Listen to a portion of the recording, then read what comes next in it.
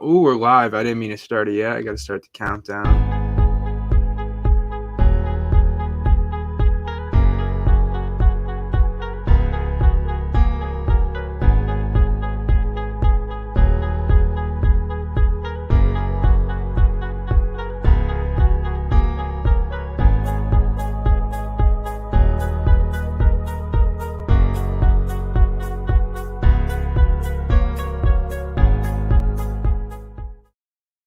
All right, boom, we're back. We're live. Episode 30, MMA Complete. This is episode 30. 30. 30 for 30. Yeah, 30 for 30. You really are. I don't think. You know what? No, I did miss I one. think the first one I did was with Matt, and that wasn't with anybody. So you're like 29 for 30.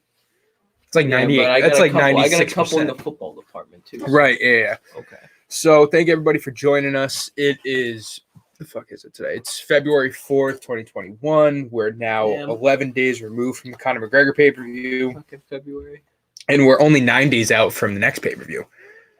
Pay-per-views are coming every 3 weeks now. I know.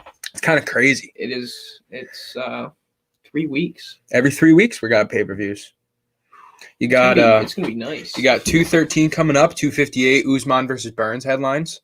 You have March 6th is the next one, so that's 15 plus another 6. That's 21 days. That's 3 weeks as well. And then you got 427. Yeah, so the next 3 pay-per-views are all 3 weeks in between, which is crazy. I know, and they're big fights. They are big fights, especially. They're not lacking any, star power. Yeah, they're not. Right, and 257 or 258 is – it was a little short notice because everybody's just getting over the Conor one, and we know Adesanya's fighting in a month, so people aren't really paying attention to it. Yeah. The welterweight championship of the world's on the line. Yeah.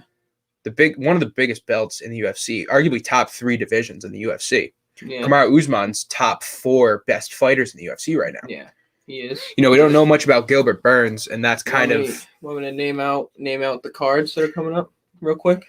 February 13th, Usman Burns. Mm-hmm. March 6th, Blachowicz Adesanya. That also has Amanda Nunes versus Megan Anderson and Petr Yan versus Aljamain Sterling. There's 3 title bouts coming down March 6th. And then the week after that, the fight night is Edwards Chimaev. I didn't know those are all on the same pay-per-view. That's what I'm saying. 259 is going to be crazy. 3 titles? 3 title fights. In one pay-per-view? Including the greatest women fighter of all time. Yeah. We've actually talked about that on a podcast. We said that they never do that. No, I know. Here they are. And it's crazy that they're doing it because they usually like to spread them out. But I mean, when you have, because they could have easily put one of those title fights in 258 because there's only one title fight. Yeah. And then you got 260, which has 2 more title fights. Yeah. 260 has the heavyweight championship and the featherweight championship. And then there was just one that was added to it the other day that we were talking about. Do you remember what it was? I usually write them all down. Dude, we talked about it a lot. We've talked about a lot of stuff in this group chat. That's why I'm kind of going so many picks. O'Malley versus Thomas Almeida is also going to be on 260. Dude, is O'Malley going to come back? Can he come back? He could have power like Chimaev. So we're going to talk about this not so much because we have so much longer to go. I know. So I don't want to talk about it too much, but right now I'm going to tell you that I think O'Malley's going to win. I think he's going to win too. I will describe to you why in a little bit later and as we go on in the next couple of weeks. But right now we're focusing on not only UFC 258, which is coming up in 9 days, but UFC Fight Night 184 between Alexander Volkov and Ortega's fighting for the Alistair Overeem. Yeah, Brian Ortega's fighting the UFC 260 featherweight championship. Yeah, for the belt. That's crazy. That's the same card as Miocic and Ngannou. Mm-hmm. Yeah. So many fights. Ngannou, I can't believe that Miocic is a fucking underdog. I know. He's the champ. He is the champ. How is he an underdog? Because that doesn't make any sense. I mean, Francis has only gotten better since he fought him 3 years ago. He's one punch knockout power, obviously. But he already was. But he's been training wrestling since then. You know what I mean? And he's been training his cardio, which his wrestling's not even terrible. It was his cardio that fucked him in the first fight because in the middle of the second round, he was completely gassed. Like, it wasn't like third, fourth, he was there. Like, no. Like, second round, he was done. And then Miocic wrestled him for 3 rounds, and it wasn't even close. Yeah. So, do you think his cardio just gets shot when he fucking gets taken to the ground? Well, I think 2 things. I think one, and I didn't want to talk about this, but now I'm going to talk about this. So, one, I think that I think Ngannou's biggest strength is sometimes also his biggest downfall. we know that Ngannou has some of the strongest punches literally ever recorded. Yeah. Like, he has the strongest punch ever recorded. If you don't know who Francis Ngannou is, Dana White found him in, I don't want to mess it up, Cameroon, in a salt mine where he worked for child labor at 12 years old. You didn't find him at 12 years old. No, he didn't find him at 12 years old, but that's when he was working in the salt mine. So Dana White found him in a French fighting promotion in which he moved to France. Right, because he moved to France. There was somebody that he worked with in a salt mine in Cameroon because he was working there until he was like 21 years old or something. Francis Ngannou was only like 30. You know, it's not like he was there his whole life. But yeah, the crazy thing about it is from the time that Francis Ngannou first time ever stepped into an MMA, boxing gym, whatever you want to say, to his world title fight against Stipe Miocic in 2017, it was like 6 years. 6 years of training and you're going for the heavyweight championship. That's how dominant this guy's right hand is. But, as I was going to say, his biggest strength is also his biggest downfall. Now, yes, you can knock out literally anybody in the world with one hand, but when you're throwing the fucking haymakers that he makes and you miss 3 or 4 against a guy like Stipe, you're hitting the nail on the head. That's you're draining half of your stamina. You hit it right on the head, bro. And so Ngannou's going to have to be very accurate, and he's going to have to be patient because Stipe is going to look for him to throw those bombs. Stipe already got hit with a couple bombs in his first fight. He kept coming. So Ngannou's going to have to. Stipe can take a punch. Stipe is the toughest guy in UFC. You can't. I don't think no one can take a punch from him. I think Stipe can. I don't think Stipe can take more than 3, but I think he can take one. If he misses one of those haymakers and Stipe sees an opening for the takedown, he's going to fucking get it. Absolutely. Stipe is going to have 5 takedowns in this fight. He's going to get it. Right. That's why we usually talk about, like, if they're going to win, how are they going to win? This is one of the most clear examples I've seen of if it's a stoppage, Ngannou wins. If it's a decision, Miocic wins. Like, that's almost guaranteed. You don't think Miocic stops the fight? Submission? I totally can see him do it, but I don't see him doing it in the first 3 rounds. So what? He's been training 6 years? It's now more like 10. 10 years? Okay. And how long do you think he's been training wrestling for? 8, 9. Like really training hard? 5. I would say after the loss. No, like I'm sure he did it before the loss. I'm sure like once he got top 15 in the heavyweight, he started really training. I think that first fight, he kind of was like, holy fuck, like I'm out of my element. But he's so wild too and unpredictable, and that helps him because he's a guy like Stipe. 0-2? Who? Against Stipe? 0-1. 0-1. Okay. Continue. That fight, I've talked about this before, but that fight happened in January of 2017, and I went to it. It was at Boston, TD Garden. It was Miocic Ngannou, and in the co-main event, it was Daniel Cormier versus Volkan Ozdemir. Oh, that's sick. So I got to see Stipe absolutely dominate. Come back to Boston, please. Right. Please get those media. All right, so let's talk a little bit about. Do you want to talk about 258 first? Or do you want to talk about the fight night? Let's get the fight night out of the way. All right, cool. I got to get rid of all these pages. If anybody watches Titletown Throwdown, go check out the podcast we just recorded. Me and a panel of the other hosts at SFBNRI just talked about the Super Bowl, and I was the only one that said the Chiefs are going to win. It was 4v1 Buccaneers. 4v1? Everybody said that the Buccaneers are going to win. In there? 2 people. It was 5 of us. 2 people live in Tampa, and so they're going to pick them. Yeah. Ron is like the biggest fucking Tom Brady bandwagon homer. I didn't mean that. Ron is really a Tom Brady fan, and so he likes the Bucs, and so he picks them. Ron, I'm with you. And then Nick, after everybody, he's like, I guess I'm going to Tampa. Like I was the only one that was like, nah, Chiefs gonna fucking win. It might be a bandwagon. That's peer pressure. It might be peer pressure. Yeah, peer pressure. It wouldn't be. Yeah, you think I'm gonna be surprised if the Chiefs win? So go check out Titletown Throwdown that we just recorded. That was a really good debate. It was a lot of fun. We were joined by it was me, Nick, Ron, Ruth, and Coach. So that was a good time. Coach Morgan. All right, so we got 3 good fights coming up this weekend, and they're all right there. Yeah, I know. I like the co-main event interests me more than the main event. Really more than the main event? A little bit. So the co-main event is a top 5 matchup in bantamweight. Corey Sandhagen's 2, Frank Edgar's 4. That's a big very intriguing. I think that Sandhagen's gonna easily take it though. I think Sandhagen is. Take him down? No, I think Frankie Edgar's a better wrestler. I think Sandhagen's gonna drop him. Okay. Frankie Edgar is known for being tough and being he's great at taking a punch, getting knocked down, and then coming back. But Corey Sandhagen's on a roll. He's a lot younger. Frankie Edgar's on his way out. He also has a 2-inch reach advantage. Frankie Edgar's been in the sport forever, man. Yeah. He's been in there forever. So I think Sandhagen's going to be able to take that pretty comfortably. 4-inch height advantage, 135, 2-inch reach. Yeah, I got. Yeah, but with the height advantage, you never really. We've seen it before. No, it matters, but we don't know if this is accurate. We've seen it before that these numbers aren't really accurate. Definitely matters for this fight. It brings his reach advantage down because he has to punch up. You know what I mean? So. And then we also in the second co-main event, I guess you want to say, the third fight before the main event, you have lightweight bout between Michael Johnson, who used to be top. I think he's top 15, but he used to be top 6, 7 in the lightweight division. Yeah. Before he was stopped by Gaethje like 2 years ago. Okay. So Johnson's the real deal. He's beaten a slew of people, but he's kind of fallen off. And he's fighting the Carpenter Clay Guida, who is a UFC legend. Yeah. Possible Hall of Famer one day, although I don't think he has the accolades to do it. He's old, so his ability to take a punch is not what it used to be, which it used to be fantastic. Yeah. I think that Michael Johnson is going to knock him out in the first round. Yeah, I think he has enough UFC experience because that matters a lot, dude. Someone that doesn't have a lot of experience and they face a veteran like that. Johnson also has 3.5-inch reach advantage. Yeah, that's big. He's a puncher too. He is. He has a lot of torque on his punches. He's able to just get those hooks where his body goes first and then his hip, like he had a pretty good year last year. Michael Johnson? Yeah. I can't even remember who he fought, but it wouldn't surprise me.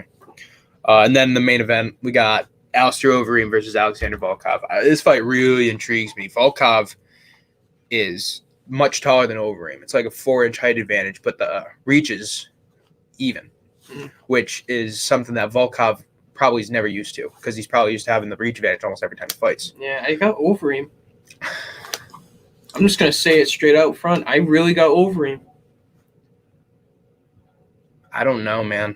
I think I probably would take Overeem too.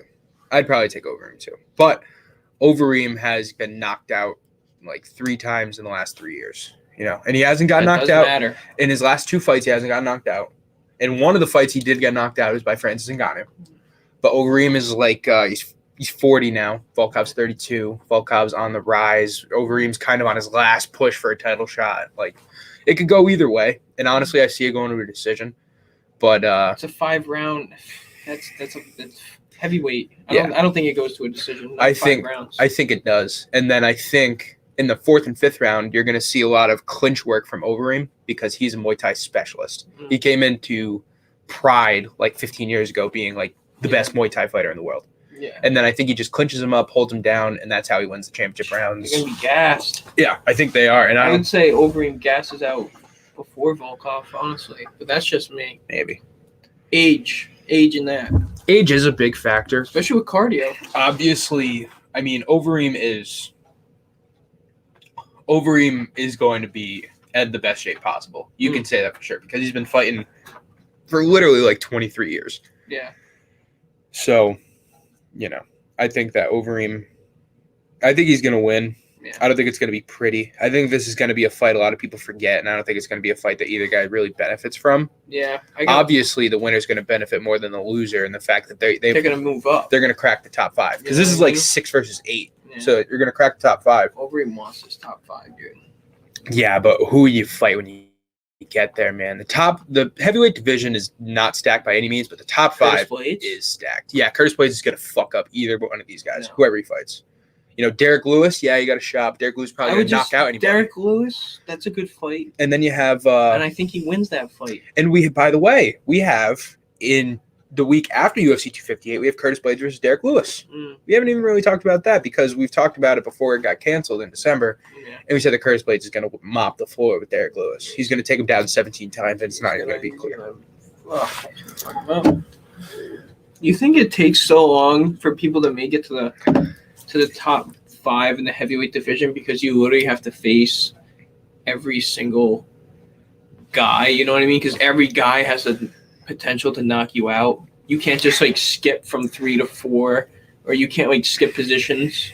I think that's part of it. I think another part is heavyweight division, more than any other division, is full of veterans. Very true. You know, in the top 10, you have like 7 guys that are over 35 years old. Yeah. You know what I mean? Do you think that's because they're constantly just facing each other?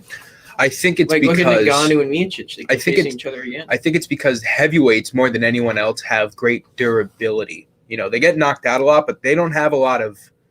There's not a lot of submissions since like Frank Mir left. So you're not having people that have tendon problems and joint problems. You're not having people that have these chronic injuries. You have people that get knocked out, and then if they want to come back, they're going to come back. And the people that do come back, they're going to come back a lot because that's just what they do. And that's how you get these 7 guys that are all 35 and still killing it in the heavyweight division.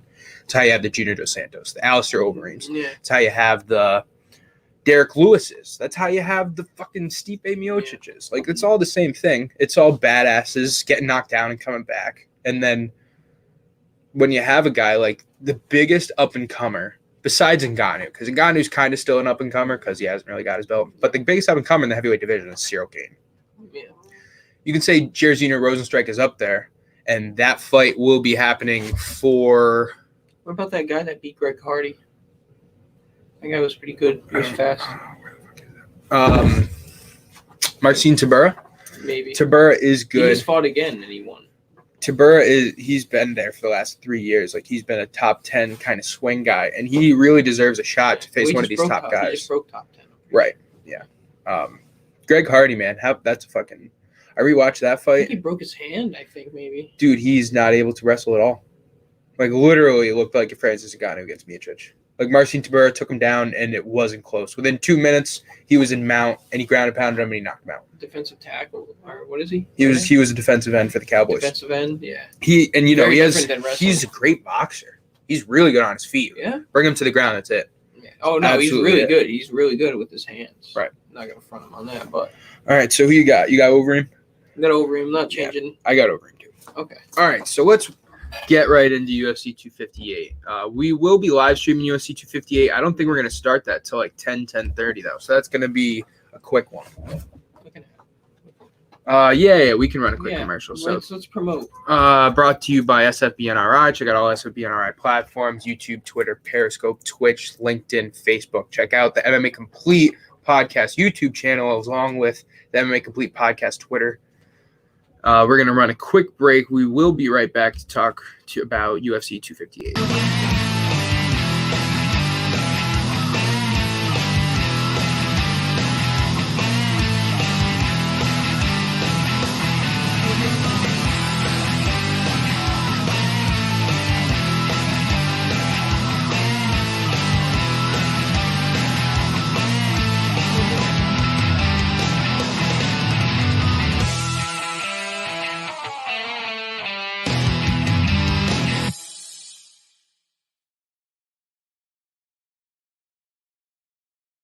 All right, UFC 258 coming to us live in 9 days. That will be February 13th. Main card starts at 10 o'clock p.m. Eastern time. We're going to be live streaming it right around then because I got to work that day, so I'll be coming home around 10. What would be dope is if we could live stream it at Locals. It would. Here's the problem. UFC charges bars a lot more than it charges exclusive accounts. Exactly. You can just... We'll talk about that. No, Locals would never pay for it. No, you can just sign into your fucking. Technically, I could, but that's like a federal law. No, I'm just saying, like it is. Like I don't think they would ever do it. No, it's only illegal for you. Right. Yeah. So UFC 258 coming to us live 2:13. That is headlined by the welterweight championship. Kamaru Usman versus Gilbert Burns. Both men are training partners. Both men have been sparring with each other for like 7 years. That's crazy. Kamaru Usman, obviously the champion. He's ranked number 5 right now, I think, for pound. Yeah. And Gilbert Burns is his number 2 ranked welterweight contender in the world. Yeah. Moved his family out of changed their whole fucking lives just to train different, not be with this guy. And it was might lose. And it was out of respect. Like, it was totally out of respect because Gilbert Burns, I guess, was there first. Like, Kamaru Usman, like, Gilbert Burns has been training at the same gym for, like, 14 years, and Usman, like, 8. But obviously, Usman's better, and he became the champ quicker. And so, when it came down, because you can't have 2 guys training at the same gym that are going to fight each other. You just can't do it. Yeah. So when it came down to who's going to leave, Usman was like, yeah, I guess I will. And a little bit of it, I'm sure, is like move fucking so far away. Well, if you wanted to figure it out, you could figure it out. Right. And I think so I think that move doesn't happen unless he kind of wanted to anyway. You know what I mean? Yeah. Like, if he wanted to, he could have just moved to a gym like 10 miles down the road. That's what I mean. You can still get the same atmosphere in that gym. Right. And I don't know anything about the gym he moved to. I don't even know anything about the Build gym his that own he works gym. at now. But like, that's what they do. They have to go to another gym. Hey, if he wants to take it that serious, right? The more pleasure to me, dude. I think it's going to be a great fight. And so both of these fighters have been training for this fight for a little more than 4 months now, because this fight was originally supposed to happen in December. Supposed to happen on the first card of December. Yeah. Davison Figueiredo versus Alex Perez. 12th, right? December 12th? Something like that, yeah. I think it might have been the 4th. No, I don't know. It was supposed to happen at UFC 255, not Figueiredo Moreno, Figueiredo Perez. Yeah. And so that obviously got canceled, and now it's a month and a half later, and they're going to actually go at it. So it's been like 4 months. You think someone needed more time? Well, apparently Kamaru Usman did. Yeah. Because Kamaru Usman was the one who backed out. That's nerve-wracking. Now, mind you, Usman fought in June against Masvidal. Yeah, but Masvidal 6-day notice. 6-day notice. Went to a decision, and I realize that is a much heavier weight to carry for Masvidal, but it's different for Usman too. I can't remember for the life of me who he was supposed to fight originally, because it wasn't supposed to be Masvidal. It was supposed to be Burns. It was supposed to be Burns in May, and then Burns got COVID, and then Jorge stepped in on a week notice. And so really, these guys have been training for each other. I think it's 7 months. Yeah, it's probably since like April. Yeah. They've been that's training what we for each figured other. out. They probably known before. Right, you know exactly. What I mean? Who knows? So that's why I said this last week. I think 7 this to fight 9 months. I think this fight is going to be a decision, because I think it's going to be a really close fight, and I don't think either one of these guys, they're professionals and they're going to try to finish the fight, but I don't think any one of them go for a devastating back heel kick to try to knock out the opponent. Yeah, I would also. You say decision? Yeah, I wouldn't. TKO. Usman. It would be definitely surprising if Gilbert Burns goes out there and TKOs him. I'm gonna say this, man. It's not as surprising as you might think. Gilbert Burns is a fucking savage. Like, if there's a guy to beat Kamaru Usman, it's Gilbert Burns. I don't know if I'd say that. I'd say it's a guy that trains with him. There's a guy that's gonna beat Usman, I think it's Colby. Yeah, I think it's Colby, because I think Colby's a better wrestler than Usman. Yeah. Burns. We saw what happened, dude. He broke his jaw. He did, and Usman's better standing. Now broke his jaw in the second round, and he went third round. Broke his jaw in the third round. Colby came back and won the fourth round. Yeah. And then he got stopped because he got hit in the jaw 3 more times in the fifth round. But like, yeah, that's neither here nor there. He wasn't really defending himself, though. You got to give him that. Oh, he totally got TKO'd. Absolutely. Oh, yeah. He totally got TKO'd. Okay. I'm just saying the pain in his jaw had a big part to do with it. So also UFC 258, we got a couple other fights. We got a good middleweight fight between Kelvin Gastelum and Ian Heinisch. I don't know if you remember Ian Heinisch too much, but he was supposed to fight Brendan Allen. Yep, I do. And I'm pretty sure Allen was the wrestler, and Heinisch just like knocked him out in the first round. No, that fight got canceled. And I thought it happened though. I thought it got canceled, and then like a month later it happened. Oh, okay. Ian Heinisch is good. He ain't bad. No, he's not bad. And he's fighting Kelvin Gastelum. Kelvin Gastelum is, to this day, favorite, the hardest opponent for Israel Adesanya. Kelvin Gastelum dropped Israel Adesanya and won 2 rounds against him. Yeah.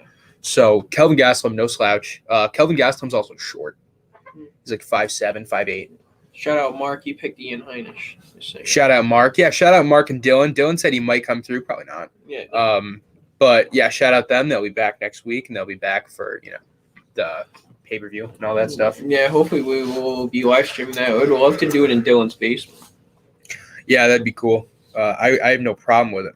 Like I would just bring my shit over the night before. Like I have no problem with it. If he breaks it, he's buying it. But I'm sure he wouldn't. Sure you wouldn't break it or buy it now. Yeah. It's all good. I have like 3 different setups anyway. Right. Yeah. So so Kelvin who do you got? Gastelum. I got Gastelum. You got Gastelum? Yeah, I think Gastelum's gonna knock out Heinich. Safe pick. Mm-hmm. It's a safe. Can I see what? Do you have it there? Yeah, it's pretty. Yeah, that's what I would expect. Yeah. I would honestly give. I would a lot have of props to Gastelum, honestly. really see I think Gastelum's so. lost like was last 2 or like Yeah. 1 or he's 1-1 in his last 2. Yeah. But he's a former title challenger. Like he almost beat Adesanya. You know what I mean? Mhm. Now the only problem with that is you look at Ian Heinich, who is not an accomplished wrestler, but he's a good wrestler, and you see how. Maybe not yet. Maybe with this. Right. I wouldn't even say with this win. And you see Gastelum, who's really good on the standing, and that's where he's gotten the most intrigue because he did knock down Adesanya. But when you have a guy like Heinich, who might just take down Gastelum, and that could be his kryptonite, you know. So, like Gastelum needs to look for the knockout. Heinich needs to look for not that. I'm gonna go without the knockout because every time I go with the guy that needs to knock the other guy out, it never fucking works. So, Right. Ian Heinich, because it's more diversity than something just a one punch. Absolutely. So we also have Pedro Munoz versus Jimmy Rivera, bantamweight bout. This is a pretty highly ranked bantamweight bout, if I'm not mistaken. I'm pretty sure Pedro Munoz is like 6 or 7, and Jimmy Rivera is pretty close to him in the bantamweight division. Interesting. Bantamweight division is starting to get a little bit more notice. It is. There hasn't been a lot of fights lately over the last like 3 months of bantamweights, but I think it's getting more notice with this fight coming up this weekend. the Sandhagen Yeah. Edgar, I think that's part of it, but I think that Well, people when a really- division catches fire, especially like you saw the lightweight, like we just saw a bunch of lightweight fights. We're not going to see any big lightweight fights for 3 months. Yeah. Like that's what happens. Bantamweight had some good fights because they had Aldo Moraes, they had Jan versus Aldo a little bit ago, and now we see Dillashaw's coming back and Garbrandt's going to be coming back, and so you got all these guys, and so in the next like 3 months, there's probably going to be a slew of bantamweight fights. Yeah. TJ Dillashaw, dude. TJ Think- Dillashaw. wait- All right, so real quick, I just want to say Munoz is 8 ranked bantamweight, Rivera's 9. Okay. So it's close, It is very close. obviously. What were you just saying? TJ Dillashaw. TJ Dillashaw, is it disrespectful the Yes. way that he went out and the way that he handled it in press conferences? Is it disrespectful if he gets a title shot his first fight back? But does he deserve it? Because he is still a good fighter. I don't know if disrespect is the word. I don't think he deserves it. There's 2 reasons I don't think he deserves Is it. it because he's disrespectful? No, Okay. I don't think disrespect. I think it's disrespectful to the fighters. I think being disrespectful, if anything, gets you a title shot quicker in this business. I really do. I think that being a loudmouth will get you to the top quicker. I don't think that's his problem at all. Connor. Well, for anybody. Look at Colby. Like, Colby did the same exact thing.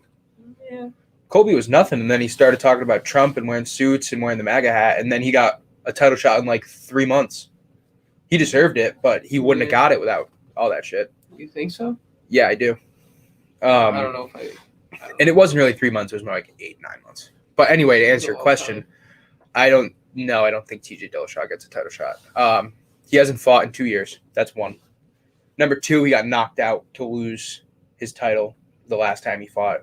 Number 3, he was on drugs, and not even John Jones can get suspended for drugs and come back to get a title shot. He had to fight Ovince St. Preux. Yeah. Yeah. True. So I think that TJ Dillashaw gets a fight. I think it's a top 5 fight. I think he could fight a guy like Corey Sandhagen. Or That would be a great I think matchup. But Corey Sandhagen's ranked what, 2? 2. Yeah. And I can see him Top getting 3 that fight. fight? I can see him getting that fight. So 2 fights and then title shot. So No, 1 fight. I think if he gets a top the 5 second win, fight would be for the title. That's Yes. what I mean. 2 fights. I think that Total. TJ Dillashaw will, in April, fight Cody Garbrandt. That's what I think is going to happen. I think that Garbrandt. both fighters are saving themselves So for there's that Cody fight. Sandhagen and Cody Garbrandt. Corey Sandhagen. Corey, okay. That's Cody what I'm getting Garbrandt. with. Okay. I also think that Corey Sandhagen is up next for the title shot. You know, so when either Jan or Sterling win, I think that Sandhagen will up next. Well, you think he's winning this? I do think he's going to beat Edgar. And if he doesn't, then that'll put some monkey wrenches in it. I think he is going to beat Edgar too. That being said, if Jan loses, it's very realistic that Jan gets a rematch because, there's a lot of good fighters in that division. But when you have a division like that where there's like 4 good fighters and they're all kind of unknown, Dana White usually likes to pick his guys. He picked Petr Yan. That's his guy that he's representing, that he's trying to make big for the division, even though you don't get a lot of media press for him. Like, he was ranked 7th when he got a title shot. Like, he was 4-0, and now he's 5-0 because he's only had that one title fight. Yeah. So if Sterling does beat Jan, which I think he will, I can see Jan getting a rematch because White's like, no, like, he deserves it. He's one of the best. Like, give it to him. So it might be a while. Anyway, yes, I could see a rematch. You think Sterling's going to win? I do. I think Sterling's going to win. I really do. Sterling is a much better wrestler, and Jan's better on the feet, but Sterling has like a 4 or 5 inch reach. Yes. But Sterling has like 4 or 5 inch reach advantage on him. Jan's the better striker. I can't remember who I picked last week. I'm pretty sure I picked Polish Power. But that 5 inch reach advantage in that type of division is big. It's huge. It's huge. Huge. Mr. Gerard, huge. Yeah. Ray Road. Huge. Ray Road. It's kind of 4 inch reach advantage. 4 inch. Gives a fuck. That's right. You know what I mean? I think decision. No. No. I think it's going to be stopped by submission or knockout. Yeah, submission would be interesting. I don't think Petr Yan's. Now, how does Jan win this fight? Knockout. You think knockout? Yes. Jan's won like his last 4 fights by knockout. You can't do that every time.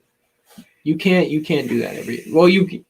You can if you're Francis Ngannou. You can right up until you can't. But that's the thing, dude. I know it's like it doesn't look great, but he is the fucking Ngannou of this division. He's small and he's compact, but he will knock your lights out, dude. He knocked out Uriah Faber, knocked out Jose Aldo.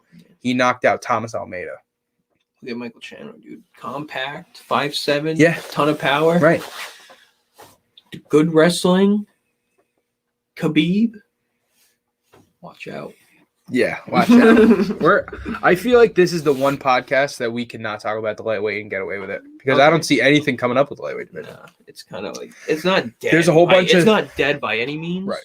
But it's dormant. The fights just happened. Right, it's dormant. It's dormant for at least another 3 months. I would say there's not 3 months. I would say there's a good month before we hear anything scheduled. And I think we're not even going to talk about it. We're not even going to talk. No, we're going to see a lot of people at 170. I think we will see. I think we're going to see a lot of heavyweights. We're going to see a lot of heavyweights. Nate Diaz just tweeted the other day, 170. Yeah. Nate Diaz wants to fight Tony. I want to see that. I would love to see that. Love to see that. I'd love to see that shit.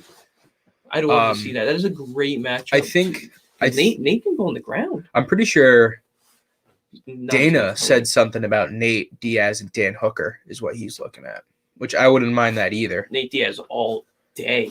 Maybe. All day. Dude, Dan Hooker looked like a deer in the headlights. Diaz. He looked out of his element versus a guy that's never fought in the UFC. No, Nate Diaz doesn't have the power that Chandler has, though. He's got the fucking chin, though. Probably has better precision than Chandler, but it's going to take him way more than one fucking hook to knock out Hooker. He's not knocking him out. But here's the thing and where we get clouded. Because, yes, Hooker looked bad against Chandler. But when you think about that in June, Dan Hooker went 5-round split decision with Poirier. Who? Dan Hooker. With Poirier? Yeah. 5-round split decision. Different fighter. It is a different fighter. Not different fighter, different style, different. It's not too different of a style, though. Style, it is a different style between Chandler and Poirier, but for how Chandler fought, because he didn't even go down to the ground. He stood up and he stood toe-to-toe, which is what Poirier would do. Not really. He kind of... I got it completely different. Dan Hooker was backing up and Michael Chandler came at him. Right, which is what Poirier would do. No, he didn't do that in the McGregor fight. Yeah, it's because McGregor is more of a... He would push the pace more than Poirier would. But Poirier would push the pace more than Hooker would. That's what I mean, different styles. Right. But Chandler... Yeah, it is different styles. But Dan Hooker's no slouch. He just got caught. No, I'm not. No, not... Dude, he was ranked 5. Right. 6, right? 5? 5. And now Top he's 5 ranked fight, 8. I think he's ranked 8. He's lower than Tony now. Oh yeah, Tony. Well, dude, Tony's like 6. Yeah. Connor's like 5. No, Connor's out of the top 5. Is he? Then He is. Tony's Connor's 5 7. and Connor's 6. Tony's 5. I think because I'm pretty sure Dos Anjos is 7, and I'm pretty sure Dos Anjos is right under McGregor. Okay. Yeah, I'm pretty sure that is how it is. So we got Tony 5, Connor 6. Yeah. Dos Anjos 7. Hooker at 8. Now Nate Diaz isn't even on there, huh? No. Nate Diaz Is wouldn't be on Is he on 170? No. 170 is right here. Yeah. Huh. Tyron Woodley's still at 7. The welterweight division, I love the welterweight division, but it is top heavy as shit right now. There is nobody fighting in that bottom 15. It's kind of crazy that Jorge's 4 and he hasn't. No, I wouldn't say hasn't fought, but he hasn't. The welterweight division has been fucking dead. He hasn't had a fight in a while because of that short day notice. Right. And before that, who did he fight? BMF. That was his fight before that. Right. He hasn't had a. He's gotten 2 big paydays in his last 2 fights. I wouldn't want to come back anytime soon either. And he's going to be looking for another big payday against Colby. Sure, I wouldn't either. I really want to see that. I would be interested to see who makes more co-main events of pay-per-views or main events of fight nights. I'd love to see that as a co-main event of something huge. I would, but I would like to see that as a main event. I would like to see a 5-round fight between Colby and Jorge. I'm not saying I wouldn't either. Right. So that's I think they do that. I just want a big fucking pay-per-view. Yeah, and 259 is going to be that. Oh yeah. So we can talk about UFC 259 a little bit too, because we already talked about the fight nights. Real quick, I want to glance over the fight nights. Okay, so Jan Sterling, who? Sterling. I just want to talk about the fight nights that will be coming up in between 258 259. UFC Fight Night 185, which will be happening February 20th, and right after UFC 258 will be headlined by Curtis Blades versus Derek Lewis. We have Curtis Blades. Curtis Blades. Sorry. Yeah, and then Curtis Blades. UFC Fight Night 186, which will be happening February 27th, will be between Jairzinho Rozenstruik and Cyril Gane. Cyril Gane making only his 2nd fight in the UFC. Cyril Gane's I think the next big thing in the heavyweight division. I got Cyril Gane. And then after that, we have UFC 259. And we're going to talk about that real quick, but I just want to say the fight night after UFC 259 is Leon Edwards versus Khamzat Chimaev. If it happens. Someone doesn't stub their toe walking into the arena. Right. So we're going to take a quick commercial break. Thank you, everybody, for watching. We are MMA Complete Podcast, brought to you by SFBNRI. Check out all the SFBNRI platforms at Facebook, YouTube, Periscope, Twitch, Twitter, LinkedIn. Check out MMA Complete Podcast, YouTube channel, and Twitter, and all that shit. Yeah. I thought you were going to point to me. Also, check out Titletown Throwdown. I was on Titletown Throwdown earlier today. We did a great podcast. We had a panel review of Super Bowl 55 between the Kansas City Chiefs and the Tampa Bay Buccaneers, hosted by Nick LeBlanc. So check that out. And this was a commercial for it.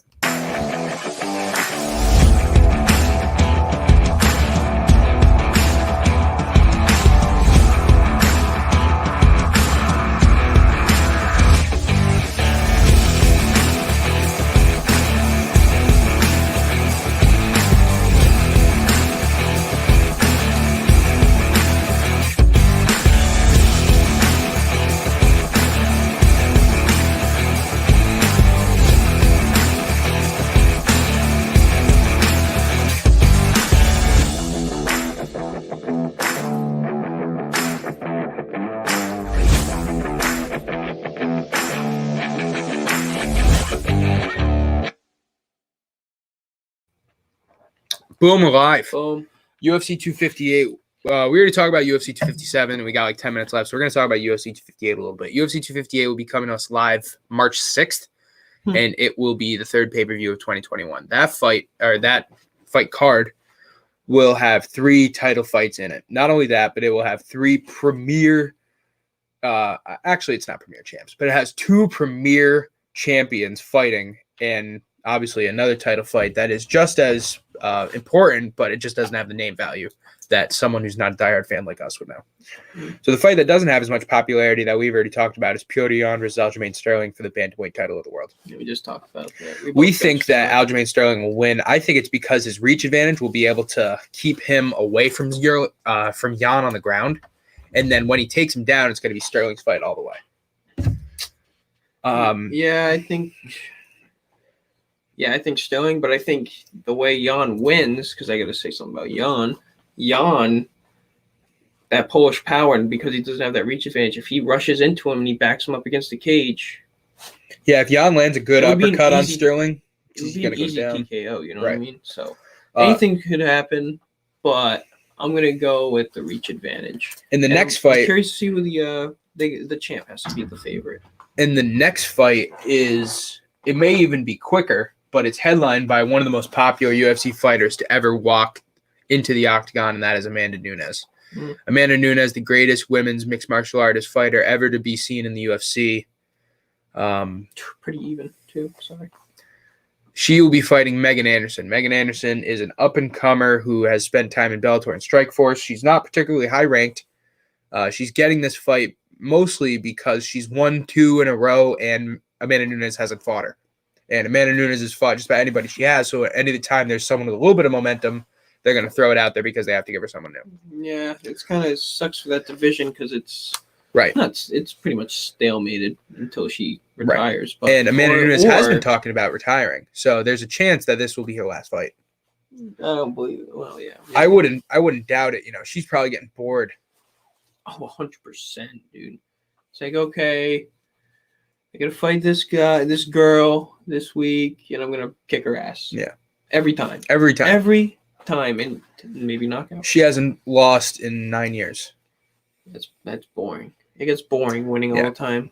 You're not really working towards anything. Right, and that will be for the women's featherweight championship. Nunes, obviously, the champ, women's bantamweight and featherweight champions. That'll be for the featherweight champ. Up two. And then you get to the main event. And we haven't talked about this matchup yet that much, and I love it because that means we're going to be able to dissect the crap out of it. Israel Adesanya will be challenging for a title. He'll be challenging for the light heavyweight title. Yeah. And he's looking to become only the 4th champ in UFC history. Doing it quick. Yeah, he's quick. Doing it in the same amount of time as McGregor almost, no? Right, he really is. He will be fighting the light heavyweight champion, Jan Blachowicz. That will be happening March 6th. Main event, UFC 259. Who do you got? Adesanya. I got Adesanya too. Dylan is the only one that has Blachowicz. Now, Blachowicz is the best kickboxer Adesanya's ever fought in the UFC. Blachowicz also has a lot of power, not only in his kicks, but in his punches. This is going to be a stand-up war. This is going to be a war that's going to be interesting for a couple reasons. Probably most notably the fact that Adesanya is going to come into the ring 20 pounds heavier than we've ever seen him. He could be out of his fucking element. He could be, but he might. First fight on a high roll. Yeah, but Jan Blachowicz is the guy to do it against because Jan Blachowicz might be the worst light heavyweight champ we've seen in 20 years because, we haven't seen any other light heavyweight champs since Daniel Cormier and John Jones in the last 10. Yeah. But Jan Blachowicz, respect to him, he knocked out Dominic Reyes. Besides that, it's pretty much Sean Jones. Wait. Yeah, Daniel Cormier is the only other guy to hold the title. Yeah, for what? Oh yeah, 8 months, 9 months, right? When John Jones was out, and it was the interim belt, really. Yeah. And so Blachowicz, all fairness to him, he knocked out Dominic Reyes, who was the number 1 ranked guy. Dominic Reyes is a tremendous talent who went 5 rounds. John Jones. Jan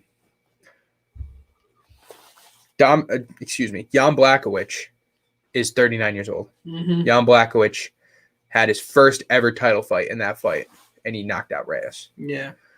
Jan Blachowicz is something like 5-2 in his last 7 fights.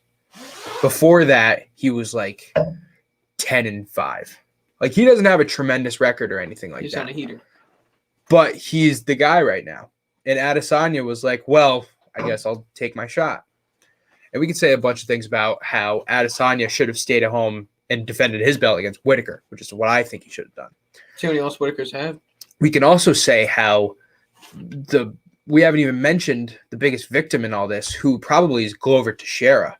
Glover Teixeira deserves a title fight after just absolutely wrecking Thiago Santos. Glover Teixeira is on a 5-fight win streak, 40 years old. Yeah. And Dana White was like, nah, we're going to give it to Adesanya. Yeah. So Glover Teixeira is waiting in the wings. That's what I want to talk about next. Like, I'm surprised that he already made this fight himself. Like, who?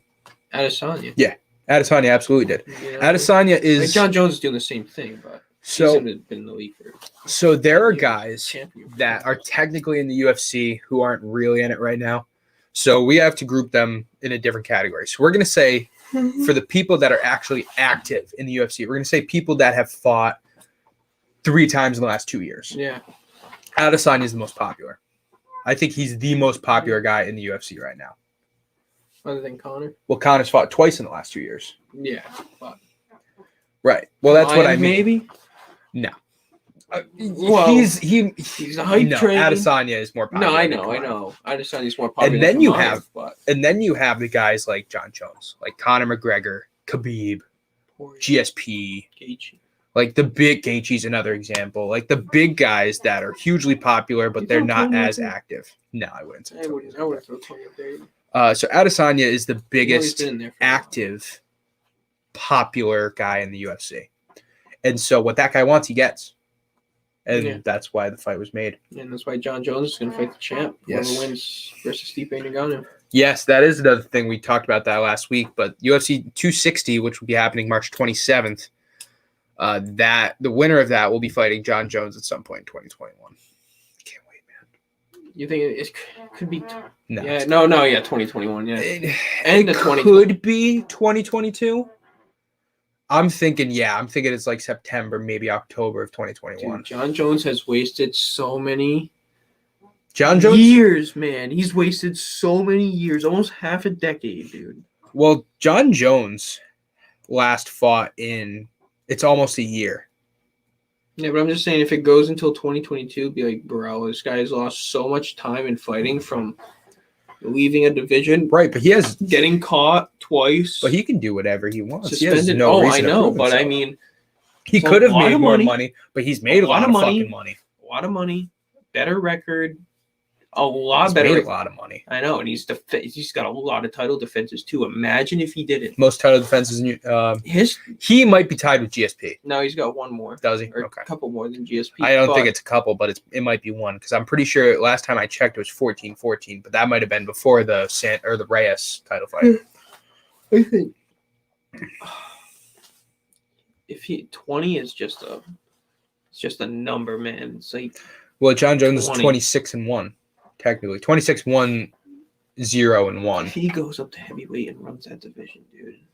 Imagine if John Jones if 2021 and 2022 John Jones has like 3 heavyweight fights and he wins all of them.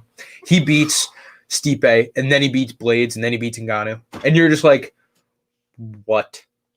You're like, that Blades fight is sick. And we've talked about this for months. That's the dark horse. But here's the thing. I think John Jones just knocks him out. I think he's like, fuck it. I won't even go on the ground then. I'll just knock you out. Who knows? He's got to go through Ngannou first. He has to go through the champ first. No, I know. He has to go through Ngannou. Even that's Joe Rogan's fight. I would love to see. It absolutely is. I've been talking about this for like 2 years, dude. If there was one fight that I would pay to watch, in person, it would be John Jones and Ngannou. In person? In person. Bro. Just because I would be looking at it, I'd be like, holy shit. Yeah, I know. I'd be like freaking out. The only other fight that is comparable to me in that type of manner is, do you remember a couple years ago when Floyd was talking about maybe coming to MMA? Yeah. Do you remember that? For like the smallest point, he was like, he had that video where he went into a ring and he did that. There was talks about Floyd Mayweather versus CM Punk in the UFC. And that's the only other fight that I was like, bro, I got to watch that. Not because I care or because it's a good fight, just because to see those two guys in the ring, it's like, in a cage. What the fuck? It's like, what? It might be bad for the sport. What? It might be bad for the sport. It would absolutely be bad for the sport because Floyd Mayweather would have an MMA win. And that is, you would never want that. Oh, he'd fuck him up, dude. Well, CM Punk's going to try and take him to the ground. Right, but Floyd would land one punch and CM Punk would probably get knocked out. Yeah. Or he might break his hand. It's a little small. Yeah, that's a good point. It's a very good point. So small I want to say hands. I want to say Floyd is a welterweight, and they use 12-ounce gloves. Might be 14. And in the UFC, it's like 6-ounce gloves. No, is it? I thought it's like nothing.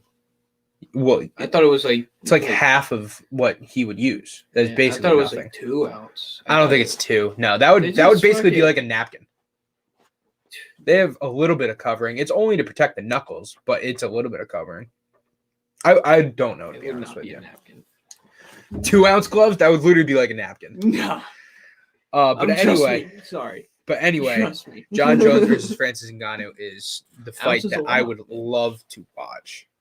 Oh, bro. I think the more than Stipe. I think for the sport, it's better for Stipe. But in my opinion, I would love to watch John Jones versus Ngannou because you're just like, it's the greatest guy ever. It's the best puncher ever. Like, holy shit, shit. John Jones could get knocked on his ass. Like Jones could get. I'm way more worried about Ngannou beating Jones than I am Miocic beating Jones. I would give Ngannou the better chance. Oh yeah, I think Miocic loses to Jones. Yeah, I do too. And I think Jones Ngannou after that fight is just a fucking match made in heaven. And then you got Curtis Blades. Right, and then you got Curtis Blades. John Jones could literally just fucking take over the heavyweight division in 3 wins. Absolutely. 3 wins, and he's like, okay, this guy's the GOAT in this division. Yeah. And he's then like the GOAT in 2 different divisions. In 3 wins, wow. he could be. It's just crazy. What does he do after these 3 wins? Ngannou too? Calls out Cormier again for heavyweight? No, absolutely not. Absolutely not. No. You fuck him up? Brock? No. Dude, Brock Lesnar versus John. Yeah, Jones is like, bring the steroids, bro. Like, let's both do it. Let's both juice John up Jones and see what the fuck happens. In the ring, you know what I mean? What the fuck? Dude, John Jones is that type of guy. Like, he would be like, dude, do whatever you want. Like, I'm going to fuck you up no matter what you do. John Jones said it to Daniel Cormier. I beat you after a weekend of cocaine. Like, get the fuck out of here, guy. Who says that? John Jones, Frank Mir would be. All right. We're going to have to leave it at that. I know. We're going to have to leave it at that, which sucks. Thank you, everybody, for tuning in. Everybody who's watching. Thank you, everybody, from Mike to Nick to Austin. Thank you, Mark and Dylan. Thank you, everybody.